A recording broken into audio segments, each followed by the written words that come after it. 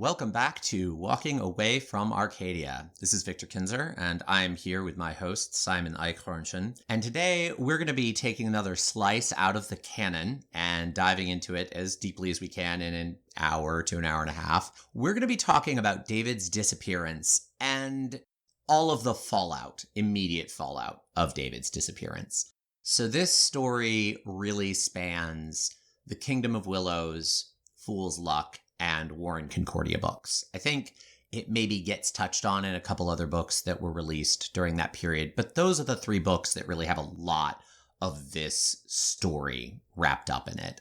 It starts with Kingdom of Willows.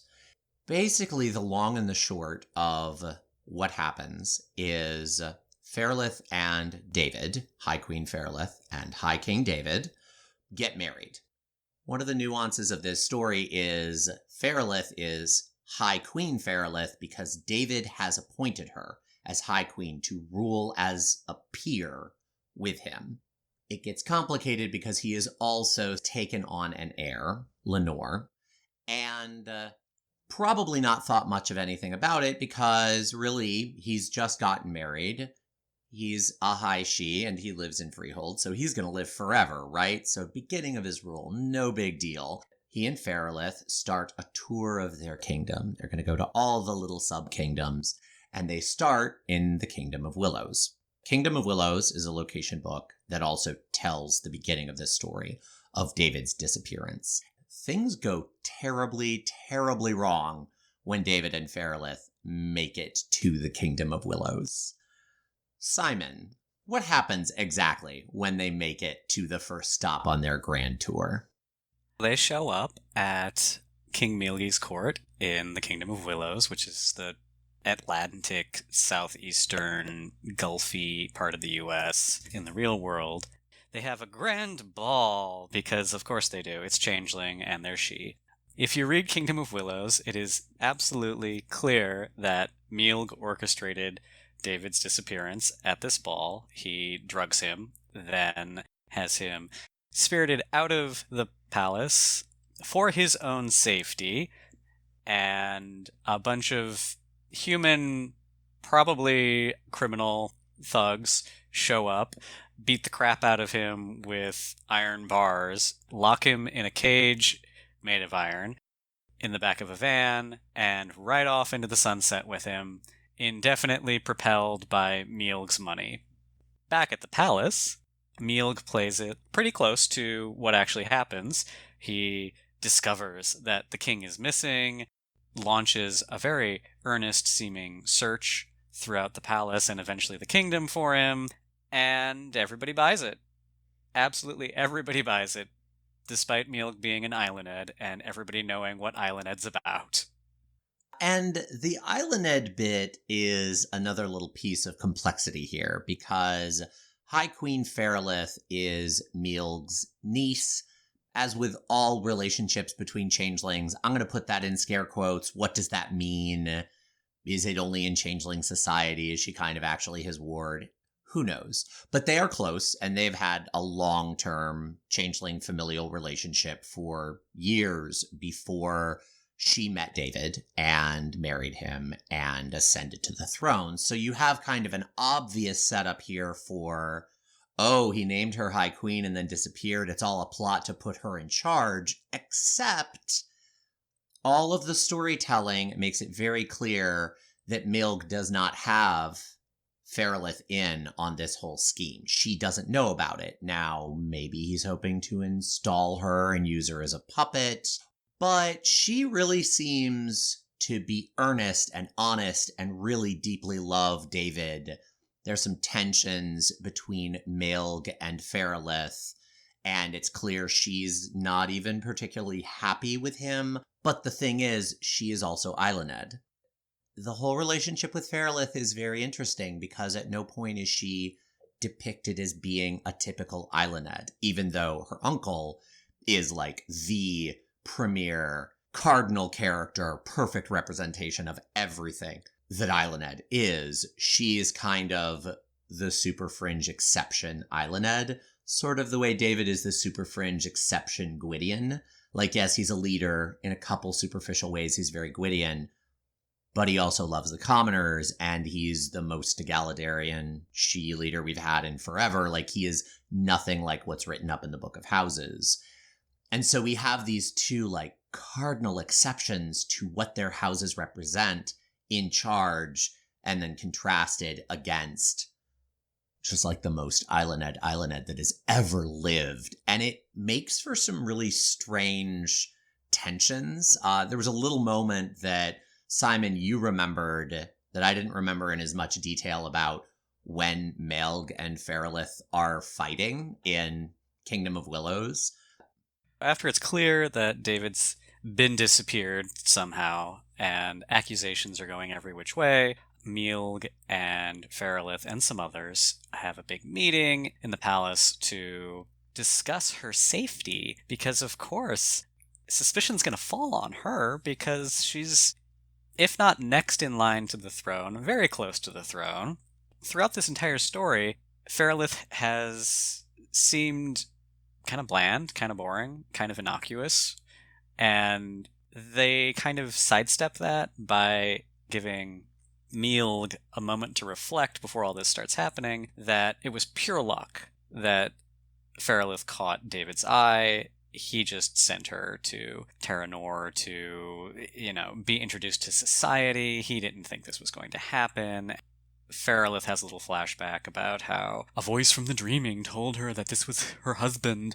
So they're having this conflict about what to do, and Ferelith has a spine. And she jumps in and she's like, no, I'm co-regent. I'm going to step out and I'm going to complete the tour that me and my husband were going to do, because this is what we were going to do. This is what you do when you are a co-monarch. You do what is responsible and you just go with it until, of course, somebody is going to find him. He's not going to disappear forever. It's very interesting to me because there's a side character introduced here whose name I might not quite have right, but I think it's Igrena, and she steps in here, and she's a member of a secret society that Ferelith is also a part of. She just does a bunch of little nudges through this interaction, not even most of them aimed at Ferelith or Mielgi, that set Ferelith up to win this interaction. Ferelith comes out of this interaction having, one, established Sif's role going forward, not just as, Mielgi's bard, but as the chosen of Caliburn who is going to go find David. She ends up with a bodyguard, and she ends up getting to finish her inaugural tour of the kingdom, despite Mielgi wanting to keep her locked in a box somewhere so that his ticket to power stays safe. The theme of Changeling the Dreaming is missed opportunities, because some of this stuff does carry forward a little bit into the other books, and some of it doesn't. The stuff that got left behind is a little sad, because it could have been good. Speaking of missed opportunities, this particular section of the story, I really want to read Ferelith's spine as being about the fact that she could have been a real leader. The way David is, I honestly almost like her more as a leader than David.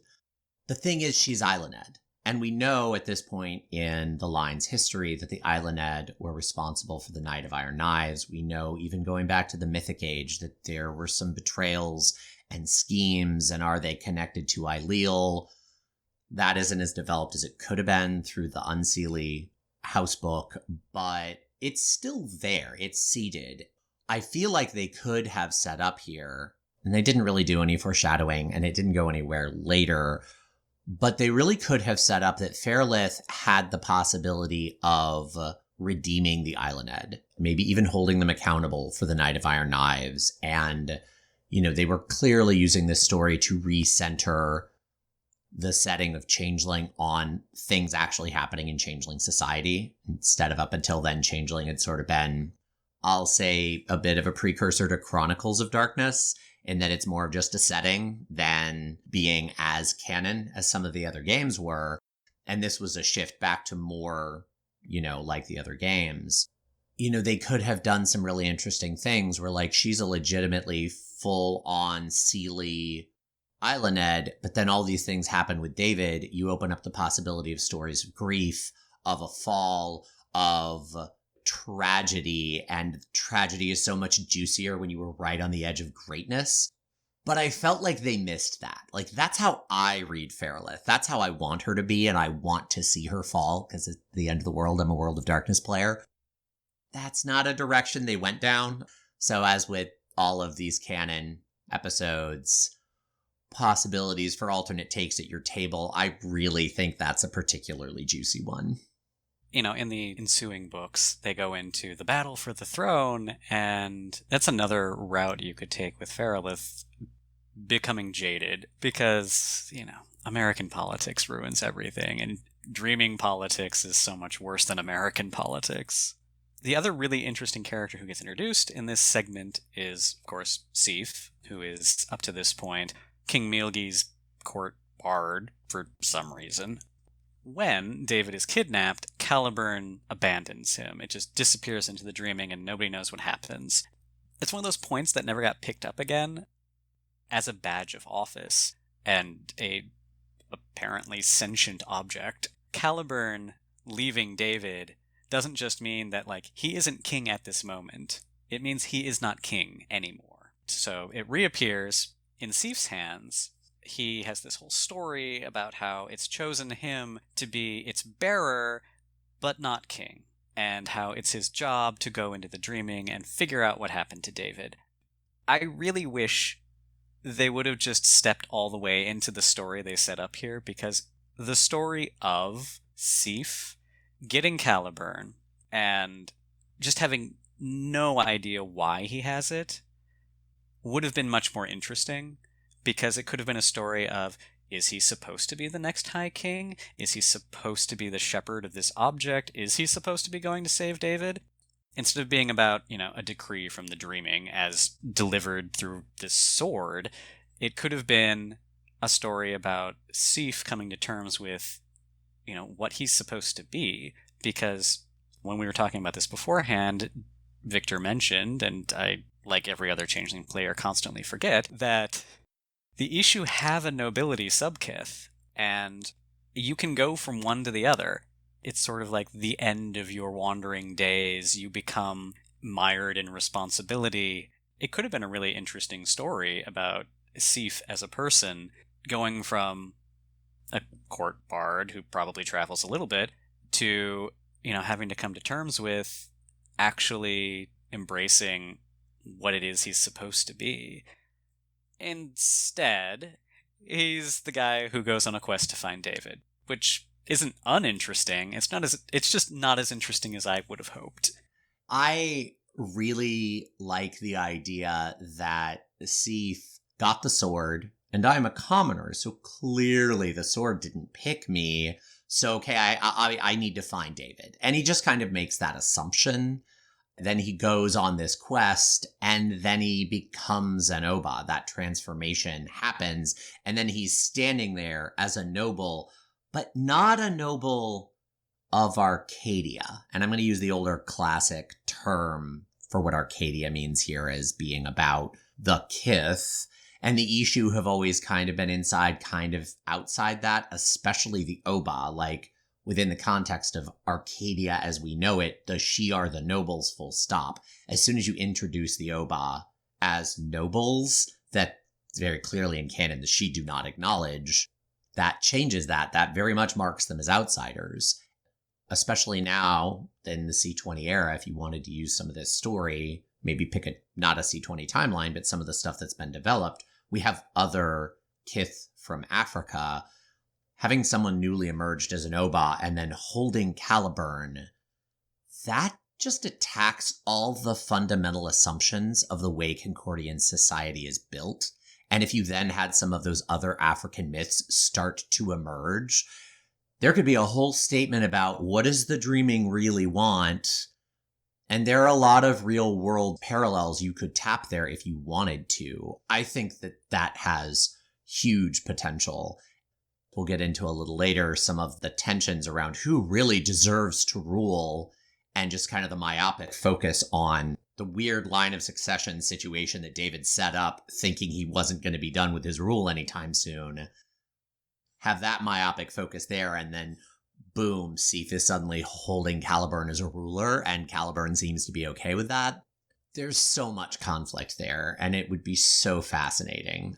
But again, Sif goes down the road of trying to find David, and in the context of the original line, he never does. And so then the focus kind of moves away from him. He's acknowledged as being out there and searching, but really, past Kingdom of Willows, his story, it doesn't end, it just never gets picked up again. And instead, we start to move into a real focus on just the destabilization of Concordia. Simon, what are the aspects of that pivot that you find most interesting? So there's kind of a double vision thing here for me, because there are things I find legitimately good and interesting, and there are things that I find incredibly frustrating, and therefore I remember them, so I guess they're interesting. Moving out of Kingdom of Willows and into Fool's Luck and War in Concordia, you end up in a situation that's a lot less focused on the story of, what happened in the Kingdom of Willows, what happened with Feralith, what happened with Mielg, what happened with Sif, and you end up with a story that has, like you said, a lot more to do with the dissolution of Concordia, the rise of Discordia, which is an awful name for anything. It's just too clever by half. But you get into the politics of accession, and here they introduce the Three Queen problem, where you have Morwen, Feralith, and Lenore. Mab. Oh, and Mab. Yes, I was thinking the three potential rulers. Mab adds extra complexity there. Yeah. And each of them has, air quotes, a legitimate claim to the throne. I mean, made-up politics in a made-up game, but, this is just one of the worst thought-out parts of this, even though it does create drama. And I like it for that, but it's just one of those things that's like, okay, you have a co-regent, you have an heir, and you have a regent. I think I know which one has the strongest claim, and I think I know which one has the second strongest claim. How is this a problem? But whatever. Let's just pretend that Concordian politics has nothing to do with, the line of succession in England, for example. So you end up with this situation where you have three political factions that roughly split support among the nobles, and then you have some, tertiary factions. The Red Branch Knights show up and ruin their reputation by choosing a side. The Red Branch Knights are played essentially like the Secret Service in the US, so I don't even know how they got political power in this situation, but somehow they did. This is the point where I think there would have been more Kingdom books to, fill in some of the gaps, because, a Kingdom of Apples book here would have been really good, but it never happened. And having a book dedicated to what's going on in DC at the moment would have been good too, since DC is occasionally referred to as Discordia all by itself. But that never happened. So the main plot ends up focusing on who gets the throne. It suffers a bit because it's a little abstract again, where Kingdom of Willows was very look at what happened here. And everything in the book was very focused on how do you tell this story in a way that involves the players. The subsequent books are much more setting. The one thing about the who has the claim to the throne that's a little bit more concrete is basically Feralith makes a claim that, well, David isn't dead. We haven't found a body. He's still king. He's just missing. And so I am still High Queen. The idea that she could get enough clout, enough support from all of Concordia, the Parliament of Dreams, for as long as it lasts. We'll get into what happens to the Parliament in a bit, but it ends up kind of crumbling because of all of this. That's somewhat believable. Once you get into the tension between all of the other players beyond Feralith, it kind of becomes, well, if we can just declare David dead, then the rest of this is going to fall into place and someone will end up on the throne and we'll be done with it. It's that piece of still holding the tension of is David dead? And then everyone else thinking, well, maybe I can maneuver so that by the time that's decided, I'll have a chance at the throne. But Simon makes a good point.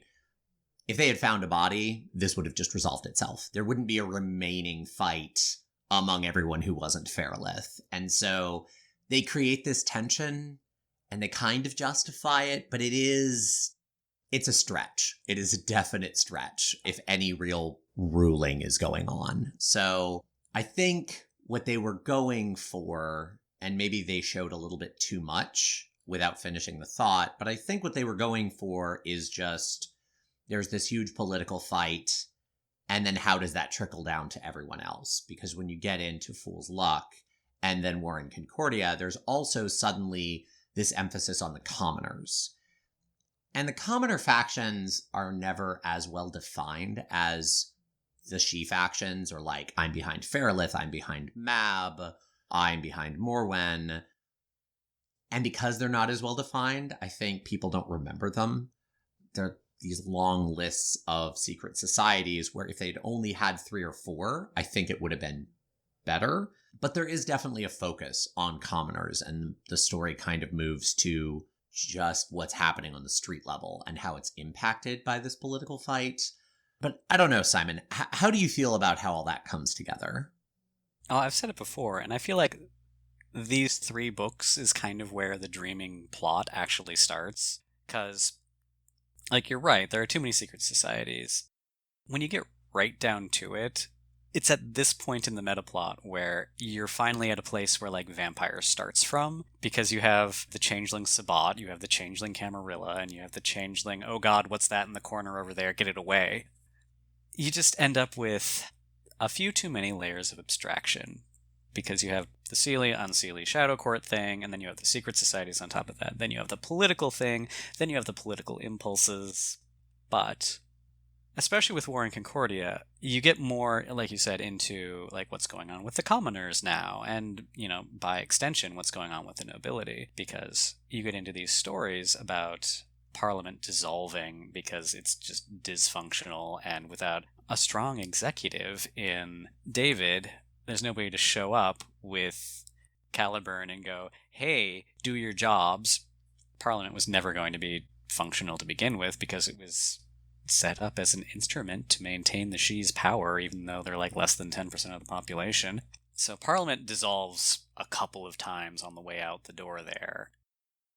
You get these stories about what's happening in different areas in Concordia where generally nobles are in charge and they're battening down the hatches for the coming winter or the coming civil war or whatever they think's going to happen. And, you know, necessarily you get these stories about abuse, basically. And then the reaction to abuse, which also tends to be fairly violent. This is the part where I really feel like the Kingdom books would have continued filling in the picture, because you get a couple of stories about what Mab's doing, and even though she's nominally a good guy you keep looking at that and going, oh, but this is what she's doing in her kingdom. Isn't that too bad? And there's just a lot of those stories, and, you know, they go on to say that ennobled commoners do the same things, but they don't actually, like, get into detail about it. It's perhaps uncomfortable reading in our current moment. Yeah, and this is actually an area where I can't believe I'm about to defend the hardcore, like, she one true wayliners from the fandom, but one critique that I have seen about, you know, oh, the she are always set up as villains, and it's not reasonable, you know, the commoners do terrible things too, but, like, it's clear in the writing that they do terrible things, but it's never the focus of the story. I actually do kind of agree with that critique. I think that as soon as you open up the ennobling of commoners, you open up stories about characters who are so afraid of losing what they have that they abuse their peers, or, to be a little more radical in my language, they're class traitors. You know, you open up a story about class traitors, and in a game built on feudalism / neo-feudalism, how can you not tell those stories? And in this moment, like in this moment in the canon, it would have been the perfect time to tell the story about, oh, the Parliament of Dreams has shattered. The guy who said you get to be a noble is gone. His queen is trying to preserve everything he built, but she doesn't really have the power to. What are you going to do with these other she who have risen to power and want you out? Do you, like, take up arms with your commoner brethren against them now that you don't have power anymore? Or do you delude yourself into thinking, oh no, I'm not part of that class anymore? That tension is set up in War in Concordia, but it's not really ever explicitly invoked. Like, commoners are commoners, and you get commoner traditionalists. Like, there's a write-up on what do commoner traditionalists look like, but it tends to be the standard line about, like, trolls who moved over to the Shi initially, and it's in the Kith breakdown. It doesn't really address the what did ennobling commoners do to them culturally. I feel like that's a huge missed opportunity because this is the perfect moment in the canon to tell those stories. Mm-hmm. From a historical perspective, like, the world is full of stories about, the colonizers coming in, picking an out-of-favor group in, whatever land they rolled into, giving them a little bit of power and making them the governors, since they're already hated, and then letting them do the terrible things. It's just all over the place, and it would have been a great place to put a story like that. They didn't. But this is the point in the story where the Oath Taken are introduced, the generally commoners, probably always commoners, who end up being forced into unwieldy oaths of fealty with the promise that, like, they'll at least get a little glamour out of it, as long as, they never, ever do anything to annoy their rulers. I'm going to make another vampire comparison here, but this is the point where, like, in the story, you should look at Sovereign and go, oh, this is actually worse than Dominate, because it is. In a society that's collapsing around them, they're using Sovereign, mostly, but oaths too, to force the world to persist in a certain configuration that benefits them. And isn't that the entire story of the World of Darkness? This is the point where Changeling suddenly fits into the World of Darkness. Maybe for the first time. And there are a lot of really great stories about the abuse of Sovereign in this period. Some of my favorite stuff that really makes you realize how awful Sovereign is. I thought about how this relates to this point in the story, and then I thought about some of the other games and some of the powers that are thought of as very overpowered, like the Mind Sphere. Oh, you can do anything with the Mind Sphere you can do with the other powers, and you could do even more. But, like, I went back and looked at that, and especially in the M20 era, but honestly, even in Revised, you have the first few levels of Mind that give you your control other people abilities, and then you get into, like, crazy weird esoteric things like building new minds. Which, okay, Sovereign never gets there, but when you compare the dice dynamics, just the amount of leverage you have over another human being with the mind systems, to 5th level Sovereign, there's no comparison. And with 5th level Sovereign, it isn't even that you control their mind. They get to keep who they are. You don't even give them the mercy of conversion. It's just, do this, or you will be just shy of completely and totally unmade, and I will take away everything from you that makes your existence worth having. And, the examples in the canon don't quite go to the full abuse of gaze, but they get really, really brutal. And when you look at the dice dynamics and the actual systems and how much power a Sovereign user has over other people, and then think about a war of politics, you can really take it to some pretty awful extremes and be solidly within what the canon implies. And this is the stretch of the game where all of that stuff lives. They never got to it, but I always loved the idea that, through flagrant abuse of Goss and of oaths, that the population of changelings, maybe Canaan too, maybe not, who just end up becoming horrific monsters because that's all that's left to them at this point. It's the only way they can hold on to their enchantment.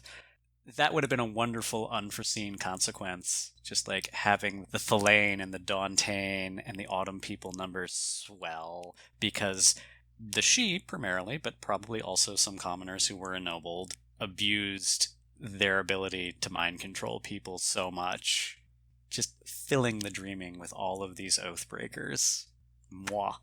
Yeah, there's that. And then there's also the interesting tension that's created by the two court system. The fact that all Fae have both courts inside of them, with the traditionalist anarchist divide, and the kind of really horrible reshaping power the She would have over traditionalists. Because you could take really a traditionalist who, aside from that, was a really good person. And for those of you out there that like the She, you can, rake me over the coals for saying aside from that. But they start making them do horrible things with Sovereign, and the connection of like, I have this belief in the She, I have been forced to do these terrible things by the She I believe in, and they have to reconcile that, and that reconciliation is what turns them into a monster, as opposed to a captured anarchist or, less intense radical, just anti-monarchist, where they may be forced to do terrible things by Sovereign, but they won't take that into their Fae identity. They might become bitter, they might become angry, but they will understand that they were wronged and that they could reconcile that that wasn't who they were. There's a lot of real world abuse dynamics to tap there if you're at a table with people who are comfortable telling those stories. Again, this is the right time to have just waves of that kind of tension and using court flipping and maybe even slipping out of legacies into less desirable legacies and being pushed farther and farther away from who you are in the name of not becoming oath-broken.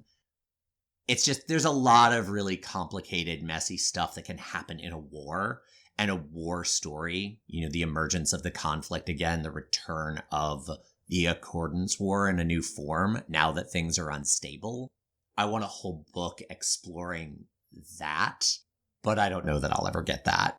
So we move into Changeling the Milgram experiment here, even coming away from that a little bit. So you've got these three books. You've got Kingdom of Willows, Fool's Luck, and War in Concordia, setting this all up, and then the batter just walks right off the field because the soft cancel happens and just finishes it off. So we'll never really know what was supposed to happen here, but a couple of characters get introduced through the course of these books that clearly had something to do later on, and they never quite got to it. There's a signature character in War in Concordia, Niall, who is a drunk, mostly banality destroyed She who shows up in New York not knowing who he is, but it is implied he has something to do with the Ascension conflict. And then there's also another She, because of course it's a She, a Gwydion who comes back from Arcadia, just pops up in Central Park somewhere, and has a very important message for the High King, who doesn't exist anymore, so he must be important somehow. I know which of those two characters I prefer to have more story about, but obviously they were both going to go somewhere. We never found out.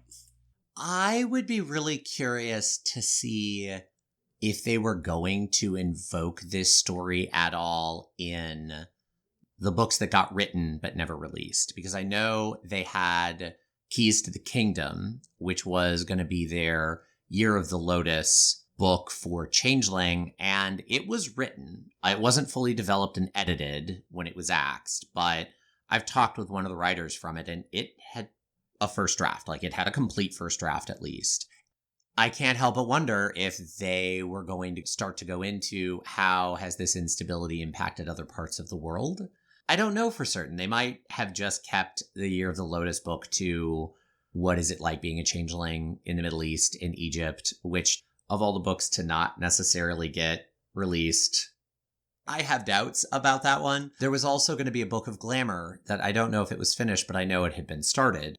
And I think the Book of Glamour was going to be a little bit more just crunch and systems, but there's no way to know because this wasn't here's your final book, wrap everything up the way Ends of Empire was for Wraith. There were other books in the pipe, and the cancellation came as a surprise. There wasn't really advance notice. So yeah, there are definitely some dangling threads here that you can play around with, and even just looking at what were the books that were greenlit and then canceled does let the imagination run a little bit with what they might have done with that. And then they did say a little bit in this period about what's going on in the rest of the world. It was a little bit more of a, what does the rest of the world think about America? I mean, Concordia descending into insurrection and chaos, but it's there. And I know you have some thoughts about that, so maybe you should be the one to share. I mean, this is the section of the canon that introduces the Galatian Confederation. We get our first real look at Europe. Some books in first edition touched on Europe, but they never really built much of a political structure. It was much more, here's the mythic background, okay, France is full of Skaha, but they didn't build canon in those books so much. They really did in mostly Fool's Luck, but they extended some of it in War and Concordia. The one area of that I find really interesting is the Galatian Confederation, which is a swath of Europe. I would say largely the eastern portion of Western Europe, a little bit of actual what we think of as Eastern Europe as well, that was commoner ruled. There were certainly Shi allowed there, but the Shi had to understand their place as just peers with the commoners. They did not get to rule. And largely the Shi avoided the Galatian Confederation. They didn't want to have anything to do with it. So they were awfully rare there. And it's set up as one of the equivalents to the Accordance War in the history section of what happened in Europe, and it resulted in this confederation. They're kind of mentioned briefly in terms of having opinions about the conflict that's happening. But for me, I think it would be really interesting if, sort of almost in the CIA promoting insurgents elsewhere, if they had set up the Galatian Confederation as supporting commoner insurgent activity in Concordia, because that would make sense. Changelings are always interested in extending their own dream. And so the idea of the Galatian Confederation seeing an opportunity to cover more of the world with the kind of rule that they drew strength from to expand their personal resonant portion of the dreaming. I think there's a really, really good set of stories there that I would both love to tell and would love to see books, plural, written about. And I can't help but be very aware of the fact that this whole story, this part of the canon, War in Concordia, kind of resonates more with the last 4 years that we've lived through than it does with the end of the 90s when it was released. Some of the implications of taking this story and moving it into a more contemporary setting are a little unsettling depending on your politics, because it frames some people that in the 90s you might have been allied with in a different light. But there's something to be said for those stories being worth telling. I also think that resonance just makes it easier to tap. You can just start telling this story at a table and people are going to draw connections because we resonate with things that relate to our lived experience. And I think that Galatian Confederation tie-in has some potential. Yeah, I find it very interesting that they introduced these European dynamics in the middle of this story, in the middle of the fallout part of the story. So this is in Fool's Luck and War in Concordia, once we're kind of past the main setup with the Shi, and we're into the part that's focusing on the commoners. And so introducing it here, you then immediately think, is this Chekhov's gun? Where did they intend for this weapon to be used, this story dynamic to have its impact? They never really got there. It's just this really interesting thing that's there. And I think finishing that thought could be a really engaging experience at someone's table. There's one other thing here that I thought was interesting on this read through that I don't think I picked up the first several times. And I think it was in Kingdom of Willows, but my assumption, all the way through the Dreaming canon, has always been that David is supposed to be Kennedy because, he's got the whole Camelot thing going on, and there's the whole House on the Hill thing that's always been a part of the American mythos, but it really comes to the fore there during the Kennedy period. In pretty sure it's Kingdom of Willows, the comparison shifts really dramatically. David isn't compared to Kennedy quite so obliquely, and it's more Lincoln. That sets up a slightly different conflict for the following books than the one I always kind of read there. It's not the Cold War US anymore, it's the Civil War US. And as bad a job as Dreaming does dealing with that part of American history, Kingdom of Willows does a better job than I think the rest of Dreaming, acknowledging that the Civil War had to do with chattel slavery, and that while there were economic concerns, they all kind of revolved around slavery. Getting a little bit back in the conversation to the role of sovereign and oaths, that resonates in a way that it didn't before the first couple of times I read these books. If you're going to be using these 3 books as like a launching point for your game, it's worth thinking about what the coming conflict looks most like, if it looks like anything that happened before. Because the Changeling history of the Civil War is pretty not great. But this is a chance for a do-over if you want to take that angle. Yeah, it is a pretty good chance for a do-over.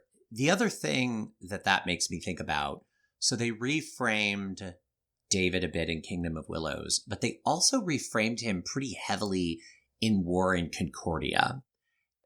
There was a sidebar, and then I think it gets mentioned on 2 or 3 other pages, saying everybody thought David was the equivalent of King Arthur. I mean, he has the sword. That's the symbol. Caliburn is another name for Excalibur. And they just come out and say, yeah, that was a misinterpretation. Really, he's Uther Pendragon. He is the king that will come before the great king. After all of the Camelot symbolism that they just like force through the rest of the games, suddenly having them about face on the last book in the line and say, that's all bullshit, the Dreaming was fucking with you, is an interesting take. I don't know that David actually mirrors Pendragon very well, but taken as a more blunt force tale about something else is coming, it is an interesting place to end the line. Or to just leave things hanging for a while for you to make a decision. To me, it felt a bit like an end time setup, and I'm kind of over actually seeing through eschatological stories in World of Darkness. I'm here for eschatology should always be there in the background because everyone is always afraid of their Aeon ending. Always. And I much prefer that ever hanging unfulfilled anxiety to we're actually going to do an end time story. Like I got that out of my system a few years ago. But thinking about where the line was when they wrote that and what you could do with that now and what that means is really interesting. It's a thread I wish they had picked up in the more recent lines when they chose what to extend. But as of right now, it's just kind of a hanging plot thread. And first reframing David's human equivalent in what he represents to the human dream. And then a couple books later, reframing his dreaming equivalent in the myth he's actually connected to. There's a lot to play with there. It's heady and high level, and it might, be a bit challenging to just like make it visible to your players. But I do think it's a really engaging dynamic. It's kind of funny. The David as Arthur thing always kind of bugged me because of Caliburn. The name Excalibur means out of Caliburn because it's Caliburn reforged. And there was always a thing there that was just like, why? Why Caliburn? And then, like, here's where it makes sense. It's like, somebody knew that. It's just they never told anybody else. Well, and just knowing how game books get written, I can't help but wonder if the person that used Caliburn originally didn't necessarily know that. They just didn't want to just straight up say Excalibur. But the person who wrote the, no, really, he's Uther, not Arthur, at the end got that and decided to do something with it, because that sort of thing happens with game book writers all the time. It's also interesting that David disappears after taking a queen. It's not part of the King Arthur mythos, but the Summer King is a thing. The sacrifice of the king at the end of the summer season for the kingdom to be reborn in the spring is a thing, mythologically, and they never really did that, except for this one point. So I don't think it was what they were aiming at, but It would have been nice. It would have. It also would have been a really interesting thing, going back to what we said about there are too many secret societies. If there had been maybe 5 secret societies total and have them each be really, really well developed instead of a dozen or more getting a couple paragraphs each, and have one of them built around that myth. Like they saw David disappear and they went, oh, this is what's happening. We have to prepare the way, and make it really eschatological. Again, like eschatology is built into the world of darkness. I don't want that to go away, but it doesn't mean we need to finish that story ever. This would be a really good place for, it didn't get picked up till it happened. It's self-fulfilling. But look at this little cult over here and give them a really meaningful place in the canon. And that could have been a great mythological invocation. All right. We want to thank you for joining us for another one of our Metaplot discussion episodes for Changeling the Dreaming. This is going to take us out of, let's call it the classic era of dreaming. And in the next one, we'll be talking about what's happened since they started publishing new books. And we hope you'll join us for that.